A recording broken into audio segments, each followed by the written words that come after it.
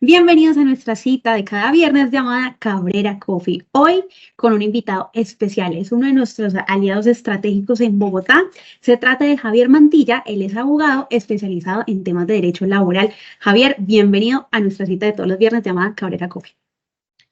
Muy buenas tardes, gusto en saludarlos a todos los que nos oyen ahora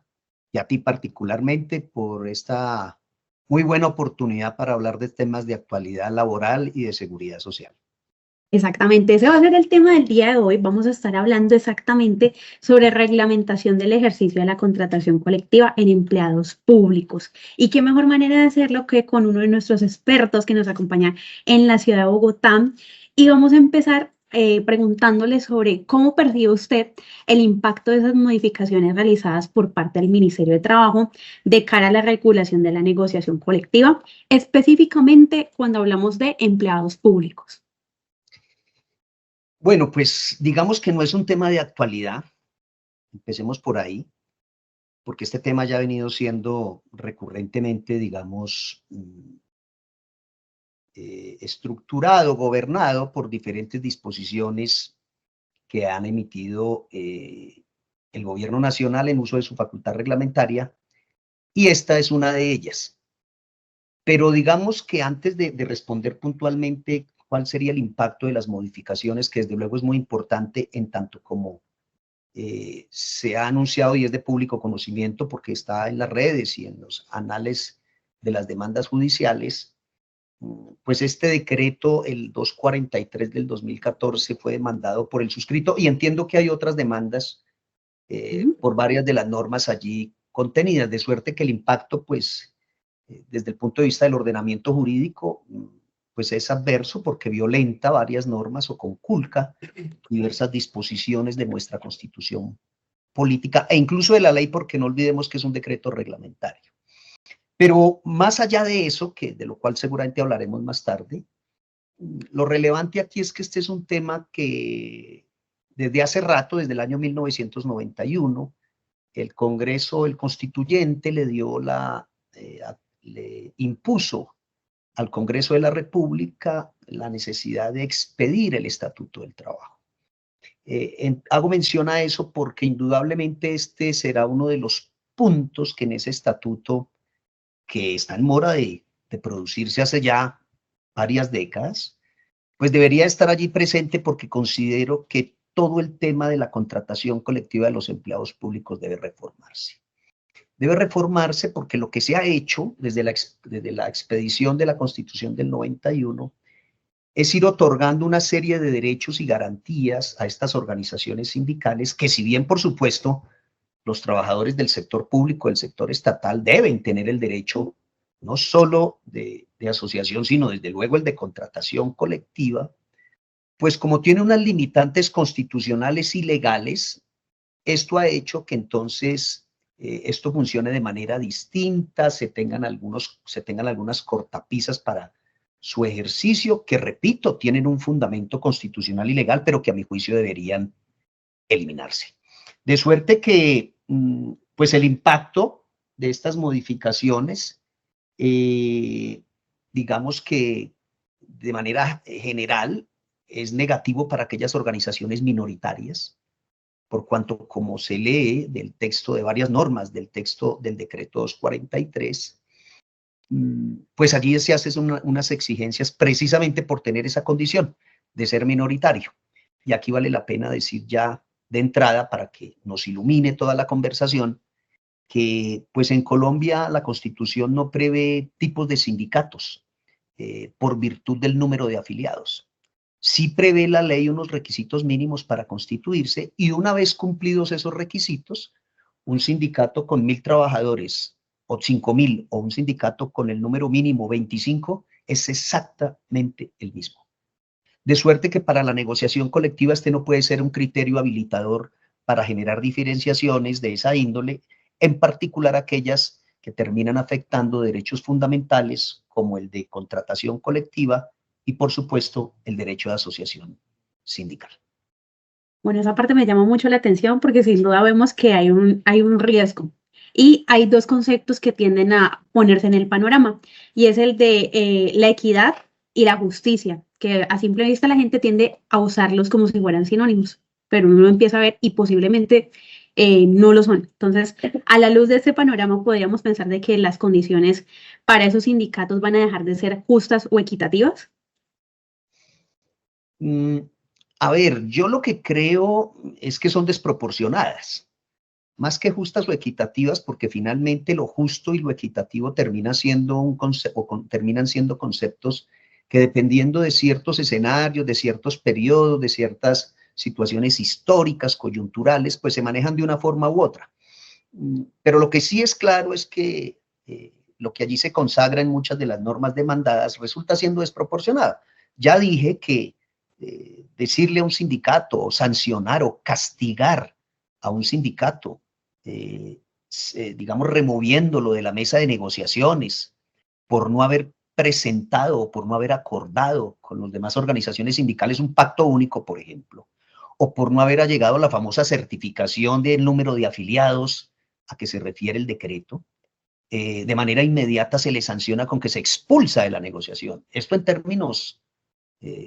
llanos, en términos prácticos, es simplemente que esa organización sindical, a pesar de ser un sindicato, a pesar de tener el derecho de contratación colectiva o de negociación colectiva y haberlo activado, pues una autoridad administrativa como el ministerio decide, en uso de las atribuciones de la norma demandada, del decreto 243, dejarlo sin el ejercicio práctico de ese derecho porque no puede formar parte de la mesa de negociación. Esto en últimas es tener un sindicato inscrito con todas las facultades legales, pero que no las puede ejercer por cuenta de un decreto reglamentario. Entre otras cosas, aquí vale la pena señalar algo importante, que también se dice allí en la demanda, y es que este tipo de sanciones, estas normas que imponen sanciones, pues son de interpretación restrictiva por obvias razones. Y lo único cierto es que esa norma también conculca otra garantía fundamental, que es la reserva legal. Porque si un sindicato se le sanciona o se le, digamos, ataca una de las facultades especiales, esenciales, pues quiere decir que se le está alterando todas las facultades legales y su personalidad jurídica. Y eso solamente se puede hacer a través de un proceso judicial, según el artículo 39 de nuestra Constitución Política. Bueno, para quienes se están conectando a esa hora, en este momento ustedes están viendo que nos acompaña Javier Mantilla, nuestro experto en la ciudad de Bogotá en asuntos legales, específicamente para el tema laboral. Lo que estamos haciendo en este momento es hablando sobre una demanda que se encuentra en curso y que él se encuentra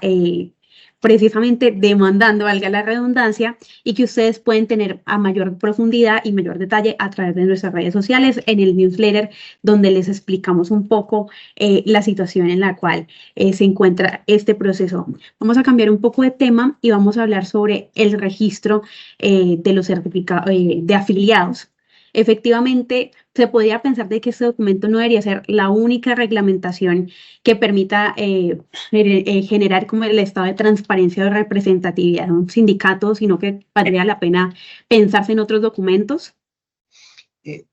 Es que en realidad, de verdad, ese requisito suena altamente reprobable, porque,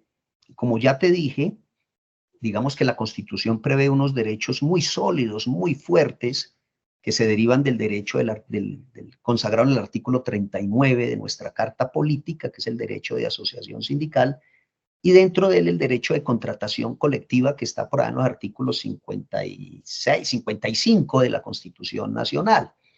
Ese derecho de contratación colectiva es tremendamente importante porque desarrolla varios de los principios que iluminan todo el derecho laboral, tanto del sector público como del sector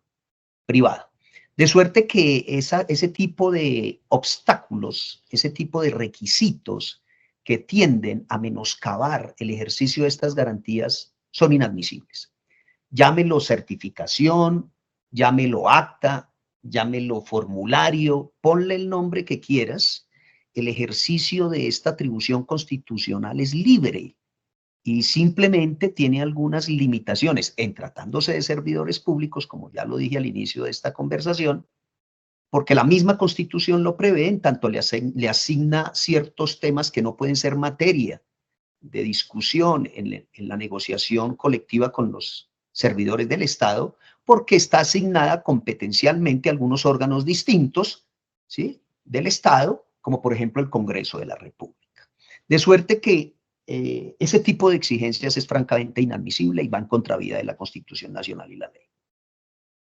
Entonces, teniendo en cuenta de que sin duda podría representar un riesgo, podríamos pensar de que el ejercicio sindical en Colombia, a partir de ese tipo de demandas o a partir de ese tipo de persecución por ese tipo de documentos, ¿estaría en riesgo?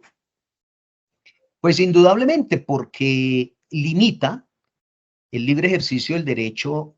de contratación colectiva y, por supuesto, el de asociación, porque unos trabajadores o unos servidores del Estado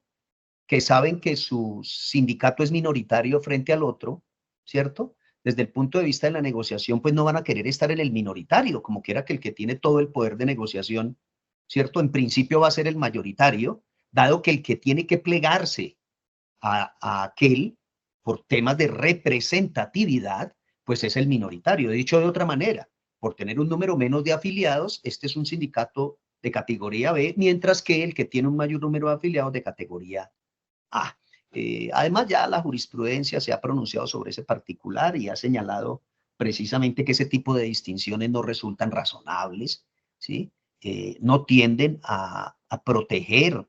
y a diversificar y a hacer efectivas estas garantías constitucionales, sino por el contrario, a limitarlas. Claro que entiendo que la voluntad del gobierno, digamos, pudo haber sido loable, con una buena intención, pero creo que es muy difícil que desde el punto de vista reglamentario, por los análisis constitucionales que ya referí, se pueda tratar de organizar un poco todo el tema de la negociación, porque existen varias organizaciones sindicales en una misma empresa y eso desde luego genera tropiezos y genera dificultades al momento de las negociaciones. Pero eso es bien distinto a tratar de resolverlo cercenándole algunas facultades propias, libres, que consagra el derecho de negociación colectiva, en este caso, insisto, de empleados públicos. Bueno, lo que estamos haciendo a esta hora de la mañana es invitándolos a ustedes a que conozcan nuestro equipo de expertos, especialmente nuestros expertos en Bogotá, como es el caso de Javier Mantilla, que se encuentra en esta ciudad. Recuerden que PKF Cabrera cuenta con sedes en Bogotá y Santiago de Cali. En la parte inferior de este video van a ver la ubicación de la sede de Bogotá y la sede Cali. Vamos a ir llegando casi a la parte final de esta entrevista y hablemos sobre repercusiones legales y laborales. Teniendo en cuenta estas modificaciones regulatorias y todos los desafíos que se vienen a nivel sindical, ¿cuáles serían esas repercusiones si se llegara a hacer efectivo este proceso? De prosperar las súplicas de la demanda que se ha instaurado, repito, no solo la mía, sino que entiendo que hay otras, incluso que llevan alguna medida previa para tratar de obtener la suspensión provisional de esa norma. Pues evidentemente lo que se garantiza es un amplio espectro, digamos, de participación de las organizaciones sindicales, repito, sin miramientos distintos a que gocen de las atribuciones que la ley y la Constitución les da, es decir, que aparezcan debidamente conformadas y registradas ante el Ministerio del Trabajo. Toda organización sindical, por el solo hecho de serlo, tiene el reconocimiento efectivo del ejercicio de esas garantías y de lo que se trata entonces es de garantizar su pleno ejercicio. De suerte que esta demanda lo que va a garantizar de salir fructífera, de tener vocación de prosperidad, lo que va a garantizar es el ejercicio pleno de los derechos fundamentales de las organizaciones sindicales y, por supuesto, en este caso de los servidores públicos que prestan servicios a las entidades del Estado, del orden nacional, territorial o municipal. Listo. Caminos ideales, supongamos. ¿Hay una forma de hacer distinto esto sin necesidad de entrar a regular o sin necesidad de poner en riesgo los sindicatos? ¿Cuál sería ese terreno ideal? Pues existe, lo que pasa es que digamos que el diálogo en Colombia es un poco difícil, ¿no? Por la situación de polarización que vive el país y porque se ha querido siempre estigmatizar a que todo aquello que tiene que ver con una organización sindical, pues necesariamente está calificado en eso que algunos llaman de inclinación de izquierda, de ideas de izquierda, y por el contrario, todo lo que tiene que ver con la generación de empresas y la protección del trabajo, entonces tiene que ver con los ideas políticas del sector de derecha. Nada de eso es cierto. Para un lado de derecha, de centro o de izquierda, lo cierto es que existen unas condiciones previstas en la Constitución y la ley, que es la que está vigente, y mientras está vigente habrá que cumplirse, que garantiza el ejercicio de estas garantías sociales, que es una legislación que goza de unos privilegios específicos por tratarse o por estar dirigida o por gobernar las relaciones de trabajo precisamente de la parte más débil de la relación laboral, pública o privada, que es el trabajador.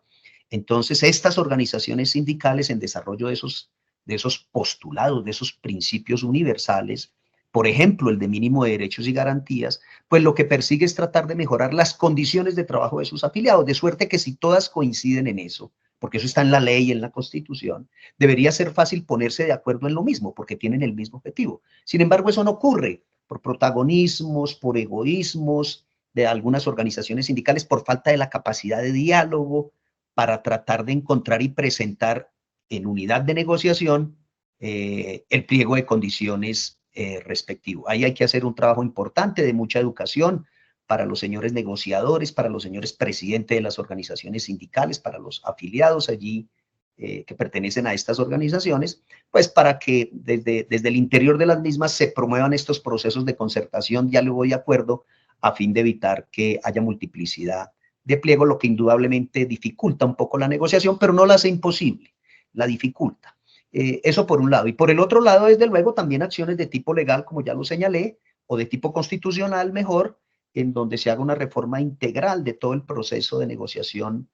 colectiva, no solamente de los empleados públicos, sino incluso de los trabajadores particulares, y esa bella oportunidad podría darse con un amplio debate nacional de los diferentes sectores de la vida productiva del país a través del Estatuto del Trabajo que está en el artículo que se ordenó expedir por el constituyente primario en el artículo 53 de la Constitución Política. Bueno, esa parte me llamó mucho la atención porque sin duda exige que las personas que están en medio de la discusión y las que están por fuera también, sin tomar partido, se eduquen, que busquen y que abran mucho los ojos, ¿no? Esa parte donde hablaba de la polarización de las personas y de los conceptos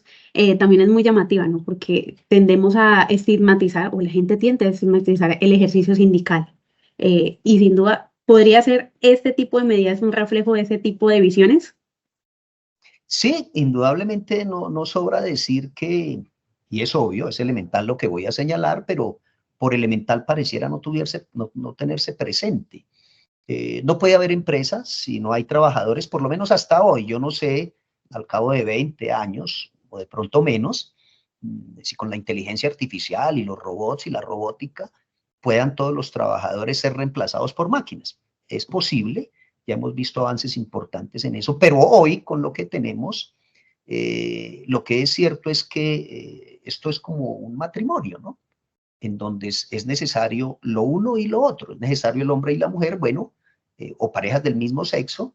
para no entrar en controversias, pues aquí es lo mismo.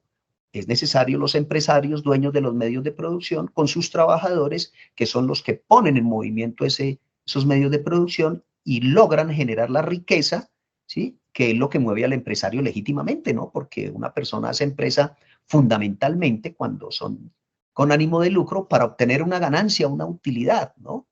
Y bueno, y los trabajadores, y por eso el empleador paga, ¿no? Paga porque esas personas trabajen, se produzcan bienes y servicios, se vendan y se obtenga una utilidad. De suerte que si eso es así, pues no deberían verse como enemigos, sino como socios, ¿no? Y si también eso es así, pues no se debería estigmatizar a las organizaciones sindicales ni las organizaciones sindicales a los empleadores, porque repito, ambos se necesitan y lo que debería haber era un diálogo amplio, un diálogo sincero, un diálogo transparente para obtener los resultados que a cada uno le interesan, al empleador obtener lucro y satisfacer unas necesidades a través de bienes y servicios, y a los trabajadores mejorar sus condiciones de trabajo para sacar adelante su idea de vida y el bienestar de sus familias y de sus hijos, ¿no? Totalmente de acuerdo. Bueno, de esta manera nosotros terminamos Cabrera Coffee, no sin antes recordarles, esa transmisión la hicimos con la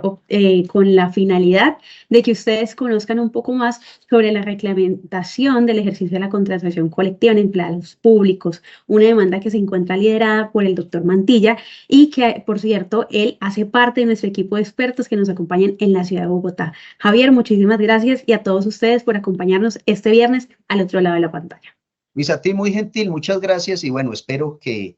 estas cortas explicaciones den una idea general pero precisa del punto que estamos abordando, que es de gran importancia nacional. Muchas gracias por esta oportunidad. Recuerden que si tienen dudas sobre el tema, pueden ingresar a www.pkfcabrera.com. En la parte inferior pueden dejar su nombre, número de contacto y pregunta para que nuestro equipo de expertos ubicados en la ciudad de Bogotá y Santiago de Cali las resuelvan por ustedes. Recuerden, somos PKF Cabrera, seguridad y confianza para nuestros clientes.